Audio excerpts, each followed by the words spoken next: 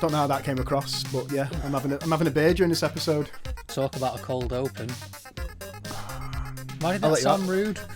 I don't think I like because it came from you. Yeah, that's what it was. I feel like we've had problems recording the episode, so I feel like I deserve this. This is the one. I don't want to be an enabler, but you've earned it. Drink that alcoholic drink. I will do, and I'll enjoy every sip of it, every sip of my German beer. If you two want to enable Charlie and his drinking problem, get in touch with us on Instagram via DRH Pod. Comment below on YouTube. Hit like button. Subscribe. Follow. Hit like button. Good England. That's a blast from the past, isn't it? Yeah, that's a callback to an in-joke that one person might get out there if he listens. I'm going to run all your audio there just over the visual of me just drinking. Like, what we're talking about this week, Charlie? We're talking about cameos. Cameos, not the band, as in Word Up, although great codpiece. This is where I do the Ken Burns zoom right into the codpiece of. I thought you say a picture of me on one of our walks. Me and my short shorts. Look at that codpiece while he hikes. Every time he comes in full costume, it's weird, but. Yeah. He leans into it now, so it's fine. Yeah, and we also don't mean the. I was gonna very judgmentally go for the low hanging fruit and say, "Ooh, celebrities who are a little bit out of touch having to do cameos," but actually, there's some people doing them that are still pretty relevant and they're making a decent bit of money off it. So who am I to judge? It's a weird one, isn't it? Because I can't remember what I watched, and there was a great cameo in it, which made me think this would be quite a good topic. But then doing the research of it, what I think is a cameo and what certain websites think is a cameo is really not the same thing. Like there was one where it was like George Clooney was in an episode of Roseanne. So we're not talking George Clooney when he was like ER fame or post ER Batman and then onto his like critically acclaimed films and you know the mover and shaker that he is now. We're talking pre-fame. And I reread that in my mind of jobbing actor does job acting. That's not I'm sorry, that's just not a cameo. Yeah. Good actor doing good acting. Not a cameo. It's not so what are we meant to take from that everyone in the Roseanne family, I don't mean the real life, I mean within the story. Yeah. They're the actors, and every other supporting person who comes in for one episode, that's a cameo.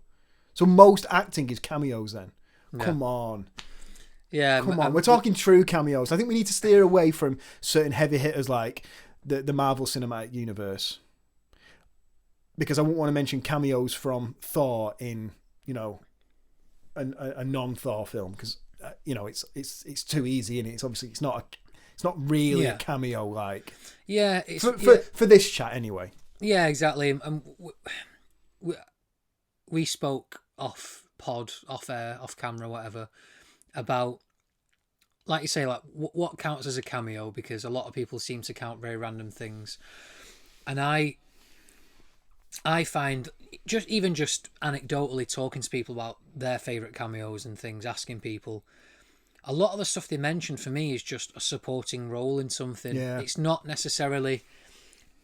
I think of the best cameos as somebody, not even necessarily an actor, somebody famous or with some even tenuous link to a film, to a story, appearing within it.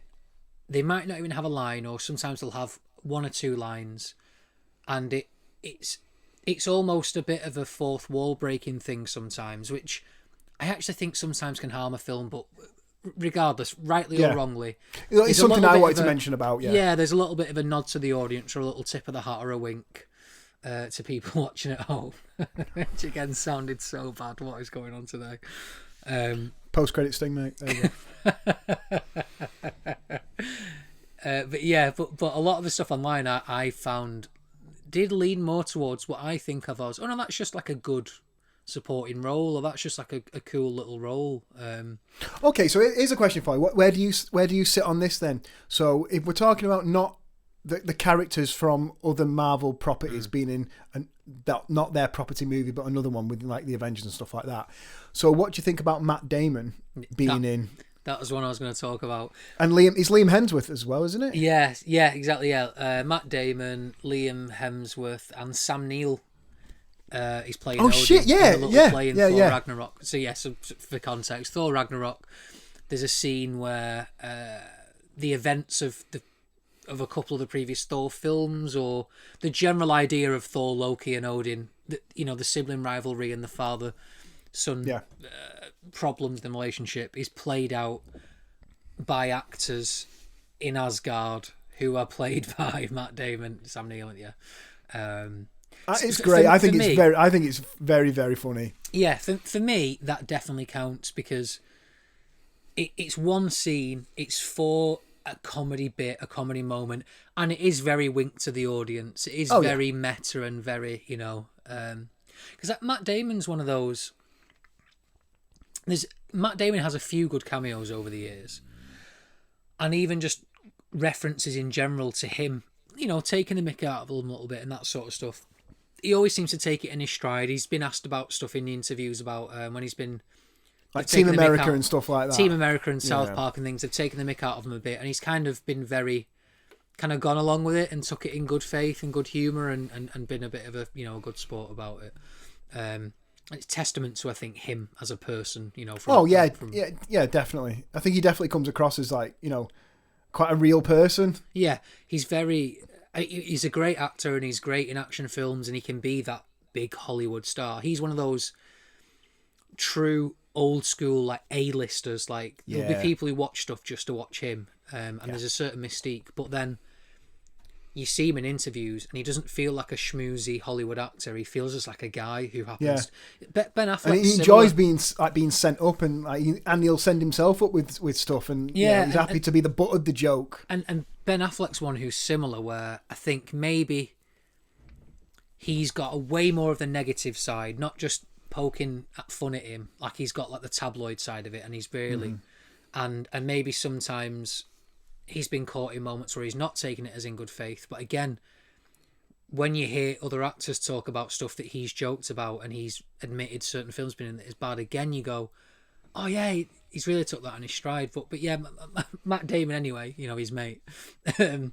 He's one who's had a few cameos, and that in particular again feels very much letting the audience know, like, oh, we know the other two Thor films were a little bit theatrical and over the top and silly, but it doesn't feel insulting, really. It doesn't feel...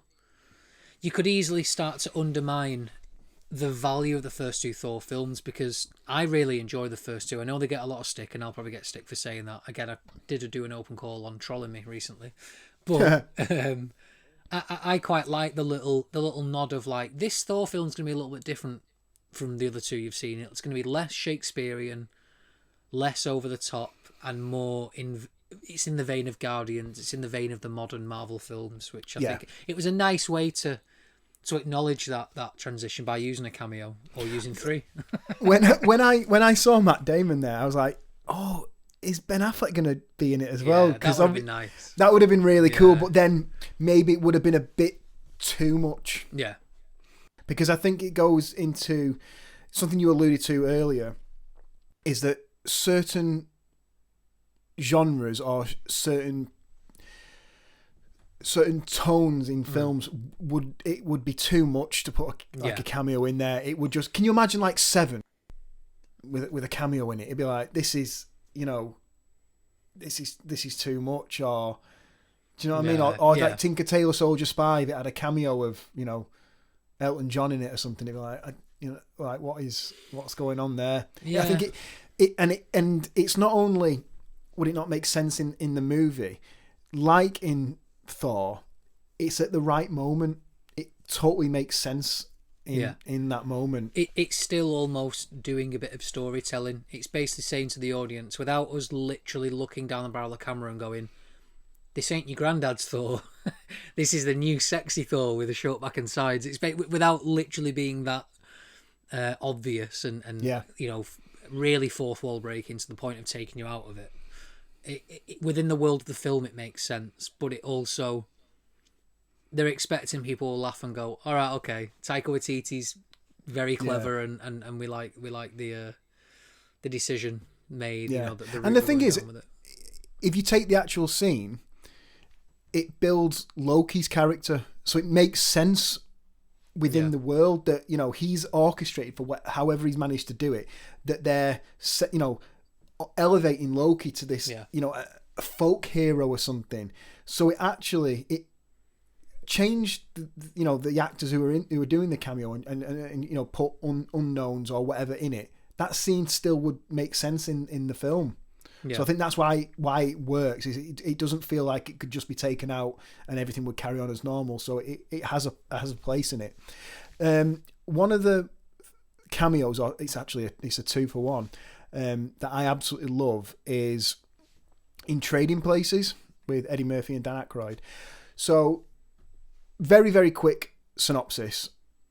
The two people who are in charge of this company, it's about Wall Street, have a bet that if they flipped two people who were very, very different through their sort of business, would they be able to get like basically a bit of a chancer, a bit of a thief in Eddie Murphy's character, and put him in Dan Aykroyd's position of a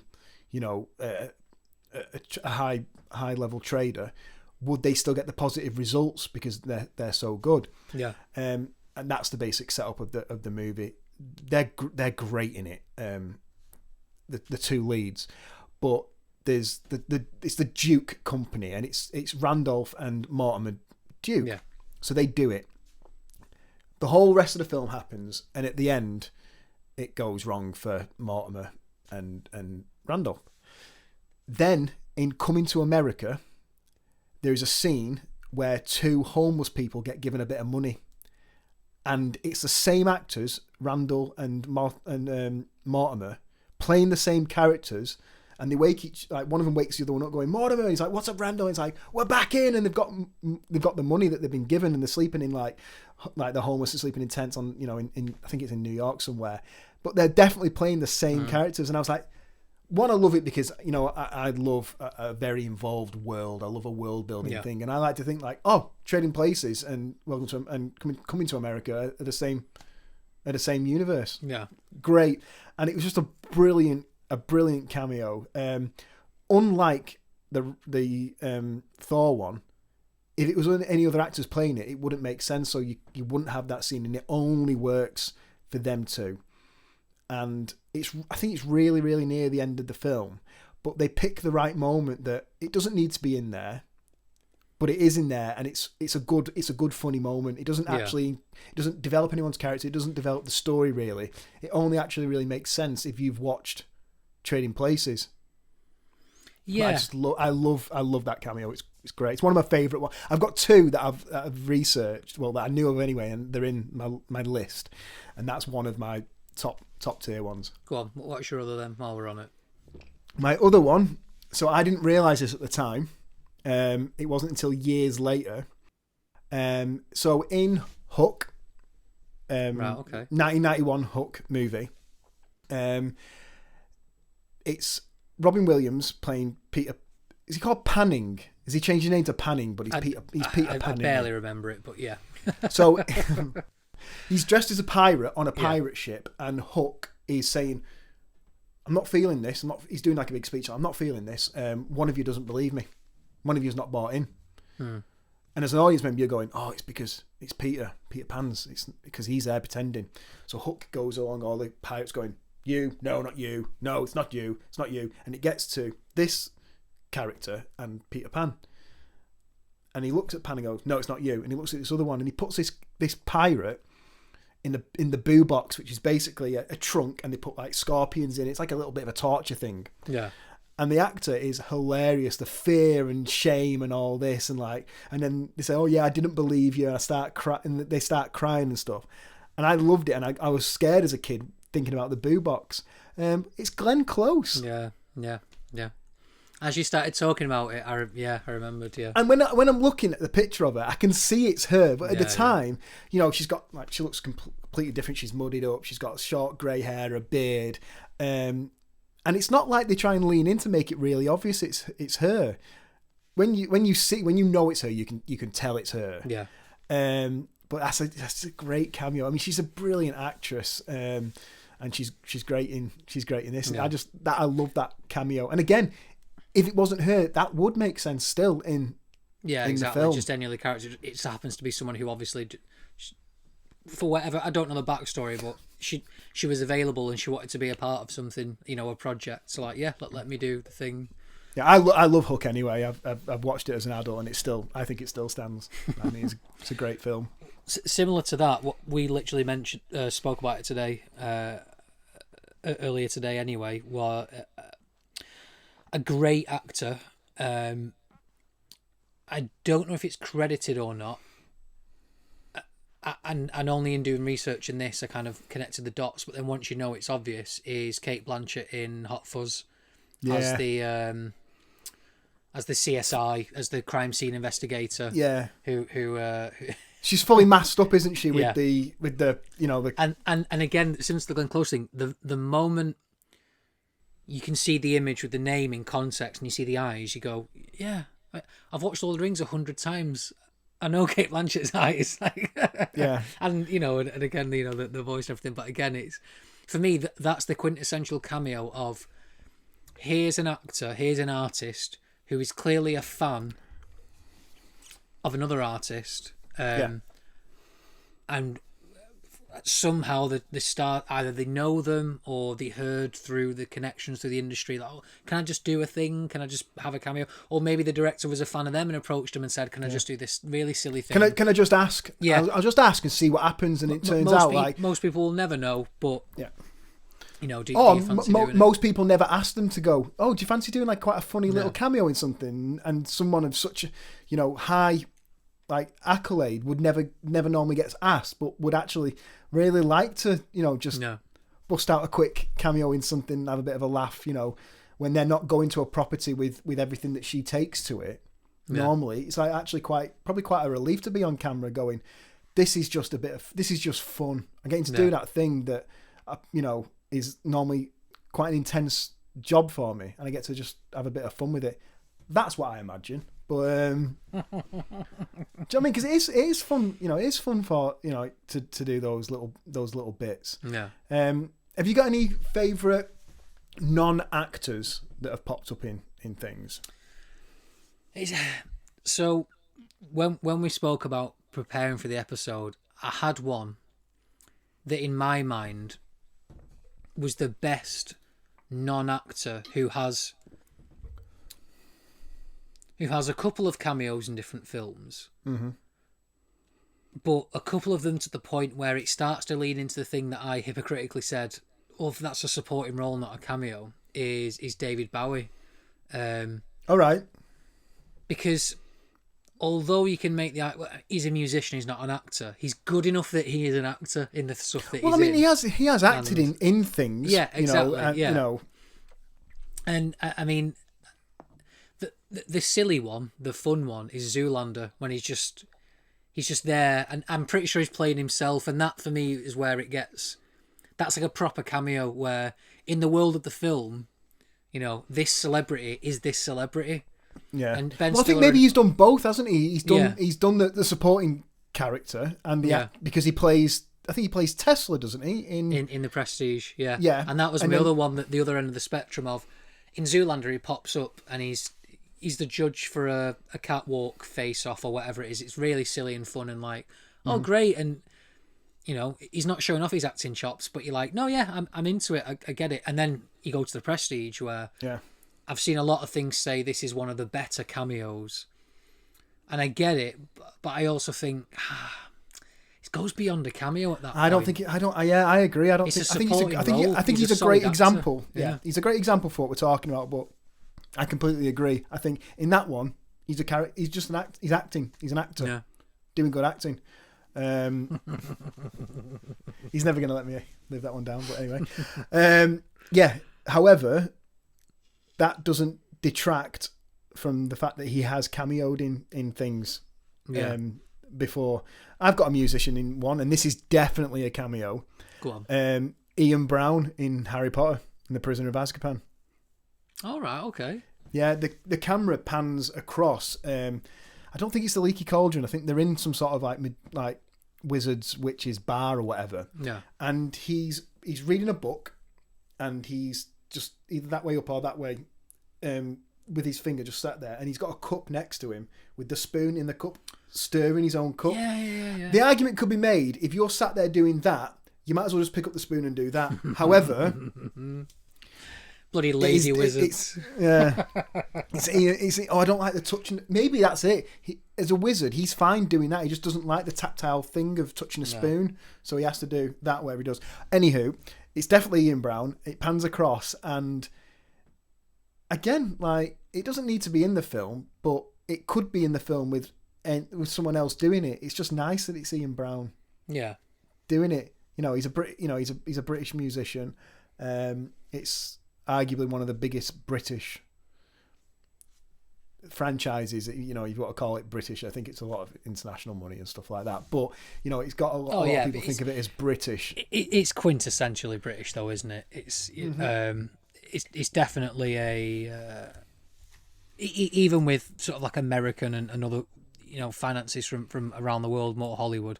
It's a very British franchise, and that little tip of the hat, little nod is quite. It's not even that. It's literally, he obviously just, can I just be in it and do some magic? Like, I think I might be wrong on this, but I'm pretty sure that when J.K. Rowling, was sorting out the rights to the films and all that sort of stuff, which she was way more involved with stuff in the movies than people give her credit for. She was putting props in the early films that alluded to the Horcruxes in the later films, that nobody had any idea that that's what she was doing and what she was going for. Yeah. So she wasn't thinking book by book. She definitely had an over story for it.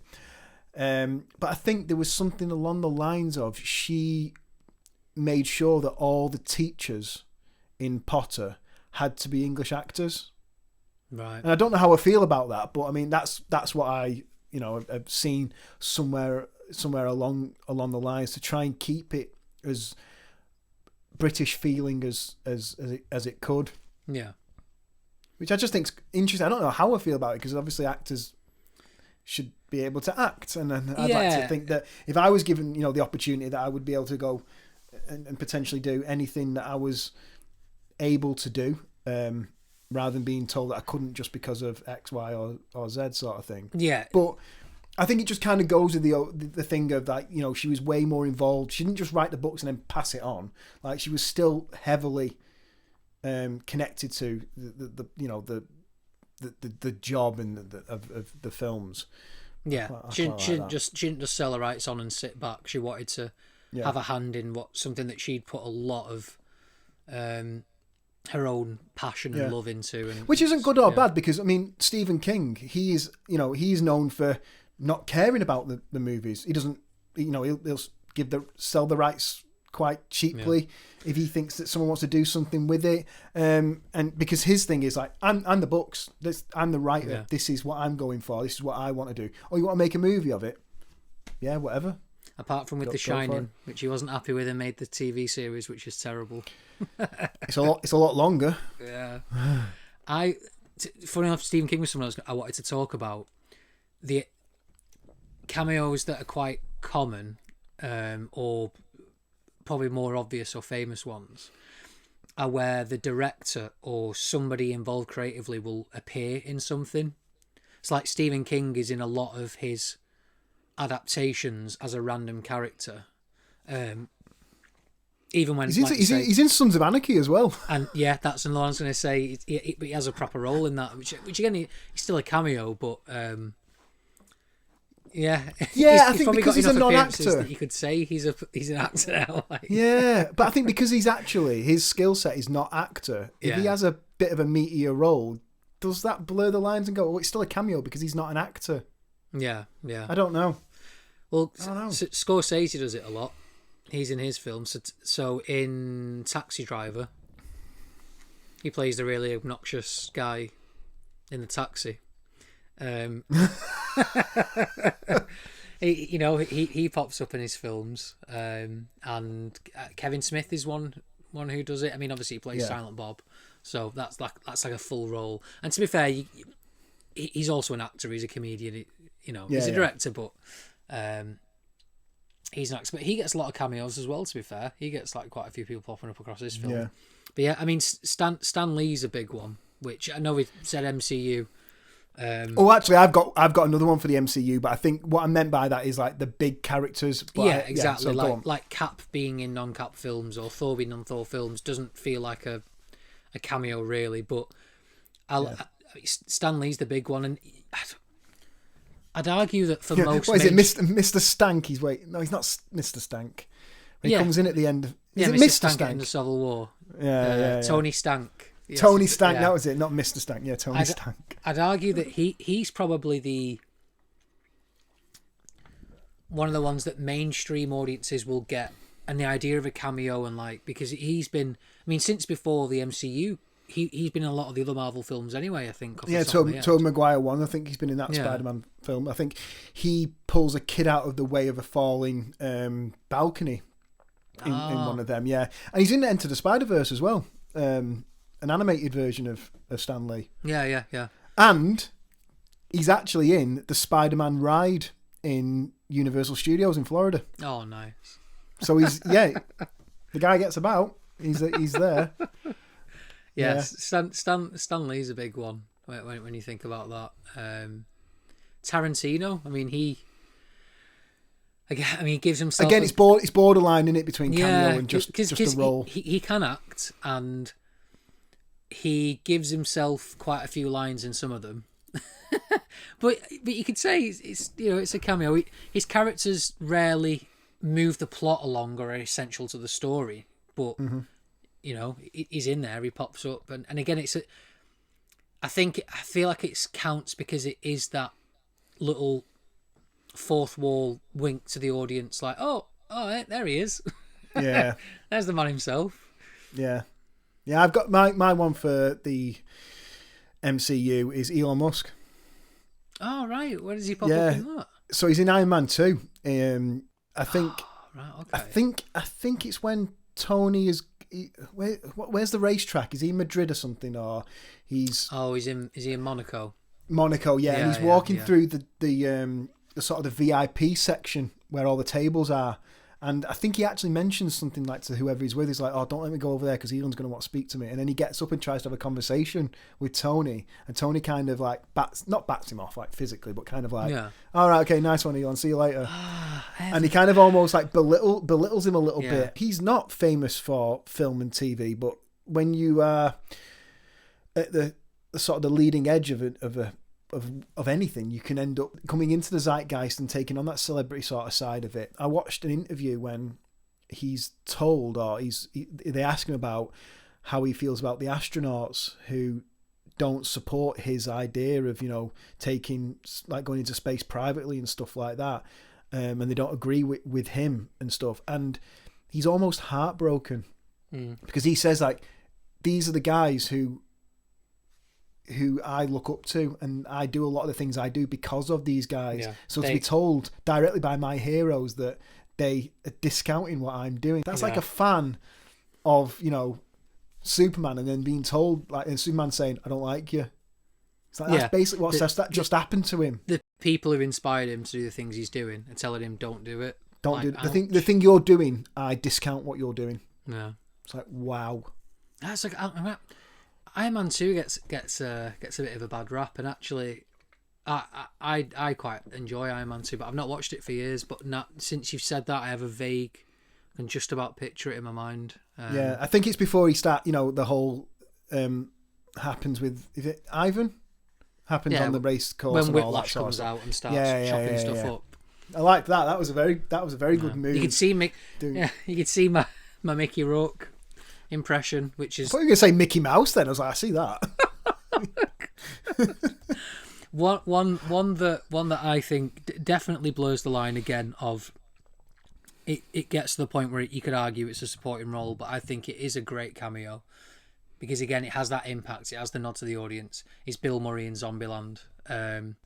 And I've It's seen on the line though, isn't it? It's on the line. And I checked a few different lists because we discussed again pre-pod about let's try and read a few different articles and look for those ones where we're going, that's not a cameo. Why does everyone talk about this cameo? That was one that, with my own argument, you could turn it against it, but I still count it because there's a lot saying this is one of the best cameos. It's one of the funniest. And I do kind of agree because he's playing himself. Yeah. In the film, he's not acting. He's Bill Murray, an actor who's dealing with the apocalypse. And he's very funny. He's very himself. He's definitely hamming it up, but he is that guy. Yeah. You know, he is that very dry, comedic.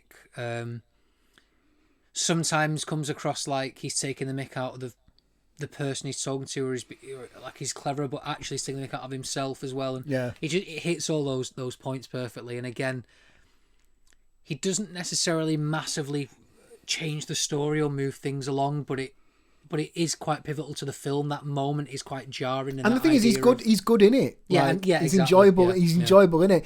And it's funny, but I don't think that when we're talking about what we consider a cameo or we consider a role, we are keeping this quite fluid with what we think. You know, you've mentioned it before. Like, this is definitely not the hill that we're we're dying on for the rules of what is a cameo and what is a role. This is just in our very humble opinion. Is there any others that you want to mention? I've got one that's from a film that I absolutely love. Go on. And it's Flea in Back to the Future playing Needles. Ah, okay. So everyone looks at Back to the Future. I say everyone. That's a lie. People who watch Back to the Future think that Biff is Marty's, nemesis. And he is during the adventure, but he's actually his father's bully. It's not his bully. It's his father's bully. Yeah.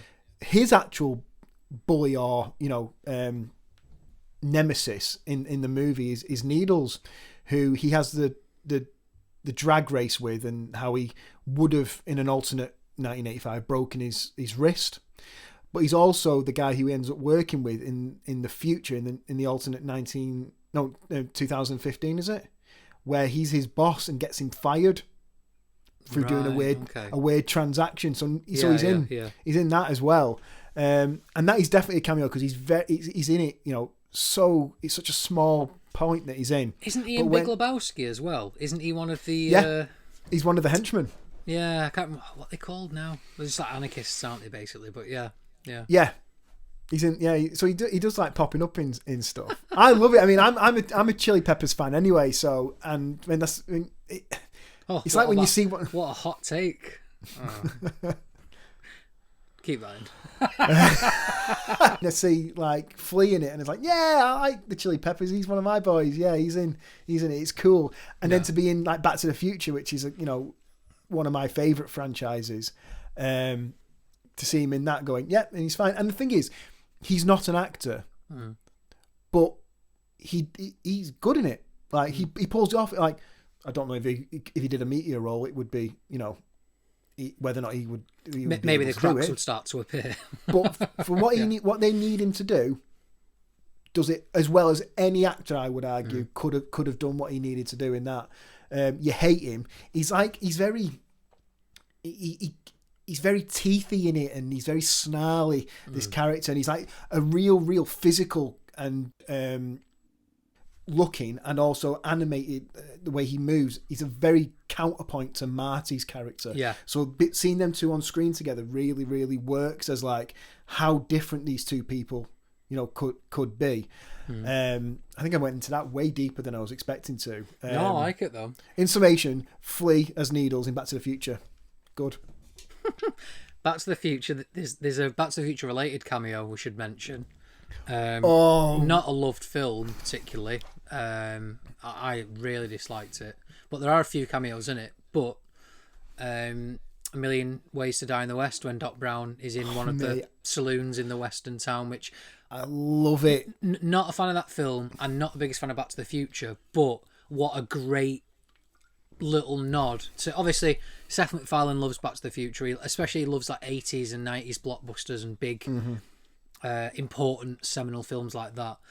it's a really nice way to give when it it a happened. tip of the hat. Yeah. I watched it, not in the cinema. I watched it at my mum and dad's house. Went round and my two sisters were there, and one of my sisters had seen it before, and she said when she knew it was about to happen, she wasn't watching the film. She was watching me because she knew how excited I was going to be about it. And you're right. It's what we talked about right at the beginning. When it's like, it's done at the perfect moment. It makes sense. I mean, it's set in the Wild West, for fuck's sake. Like, it makes sense that you'd have, like, why wouldn't Doc be there? He is in the Wild West somewhere. Yeah. And then when it works, when I saw it, I was just like, that is just, love it. Absolutely love it. Yeah. So for me, it's canon. Oh. Yeah. What are other, I was while you were talking, I was flicking through the list, and I'm noticing a trend. There's a lot of comedies that have good cameos, and either questionable cameos where it's basically a role, or just, oh, it's nice they got quite a big actor to play like a small part, but it does feel like a cameo because it's on a little peep, little peep through the veil, a little wink to the audience. Like Anchorman has a few characters. Yeah, and I think they do class as cameos because they're in it, like the fight scenes and stuff like that. Exactly. Yeah. They're meaty enough that you know who they are, and some of the laughs from those fight scenes, they're some of the best moments in the films. So I think they do. Maybe we should have sat down before we did this and wrote down hard and fast rules when it came to what is what is cameo and what isn't. This is it, people. This we're working it out as we go. I'll mention one last one, which I think is a great way to, similar to the Mortimer and other guy that you mentioned before. It's been a long day, guys. A very long day. It's a similar one where it makes sense to the story. It's if you know the character, then great. But if you don't have to.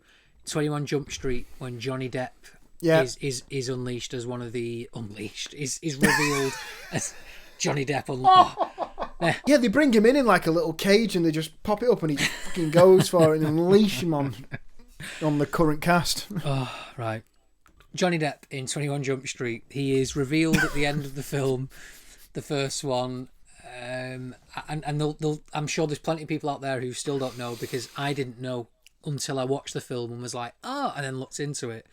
Is 21 Jump Street is obviously based on, I say obviously, not obviously, he's based on a 80s series, comedy series, whatever. Yeah, basically the same setup, isn't it, really? Yeah, exactly the same setup, where Johnny Depp and the other one, who didn't get as famous as Johnny Depp, play undercover cops, basically. And at the end of the first remake film, it turns out, this is actually a sequel. It's in the same universe. Yeah. They're still undercover cops, but obviously they're older. And it's just a perfect blend of everything. Famous enough actor and actors where you go, oh, even if you don't know it's a character, you go, oh, Johnny Depp. Yeah, it still makes sense that it's just Johnny Depp. Yeah, and even in the story at that moment, it just adds an extra obstacle, or it adds an extra element to the big final kind of showdown. Johnny Depp hated being in the TV show by the end, when he was younger. Yeah.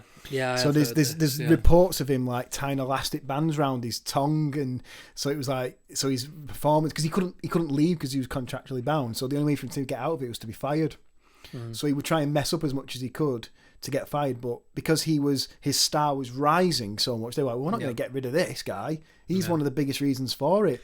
There's a story that he tells where him and some of his mates were destroying the billboard advertisements for 21 Jump Street. Not the film, but they're talking about the TV show. Yeah. And the cops pulled him over, but stopped him and was like, what are you doing? And then they were like, that's you. Carry on.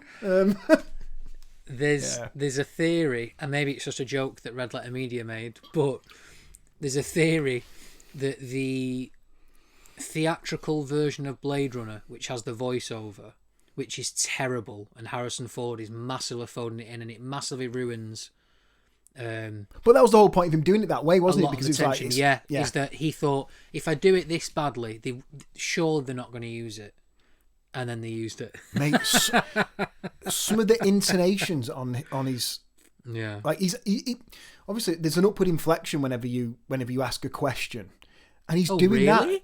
that. As expertly demonstrated by Lewis there. Thank you. Your glamorous assistant. Yeah, thanks, mate. For anyone who didn't realise. But he's things like, there's tonal things like that all the way through that Harrison Ford voiceover. And, oh God, he must have been like, afterwards when it came out, he was like, really? That's the bit, you keeping that? Yeah. Thank you.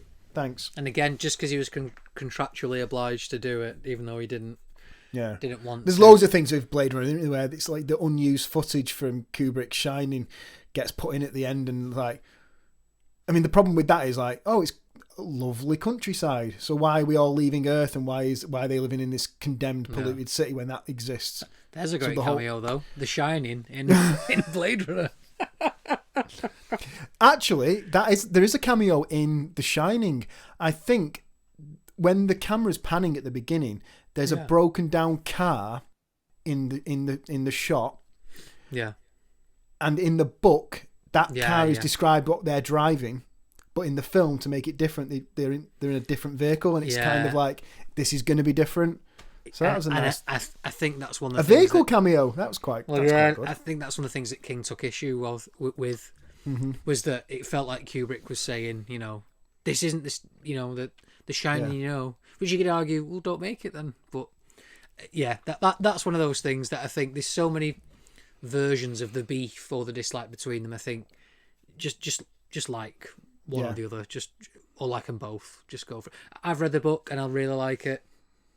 I've watched the King written series and didn't particularly like it, but then I love the Kubrick version. And I think it's really good. And then I love Doctor Sleep, which is technically a sequel to the book or the film, but it both could have happened. Basically, it's like the end almost mirrors the end of the book, and it's a weird one, but that's nothing to do with cameos, but watch it. But I mean, you could go on a deep dive down the rabbit hole on The Shining. Like I've watched a person try and map out the shots of matching the shots for what the map of the hotel would be, and it's purposely never like they go into a freezer, and when they come out of it, completely different corridor, and it's not like it's badly edited or Kubrick intentionally, so that the audience can never feel that he's nowhere is safe because they have no idea where they are. Yeah. Is there any ones you want to throw in just before we finish? Actually, yeah. So Scream, again, maybe we've spoken about it on here, maybe we'll one day. People miss that it's a comedy, or at least some comedy elements. Yeah. At least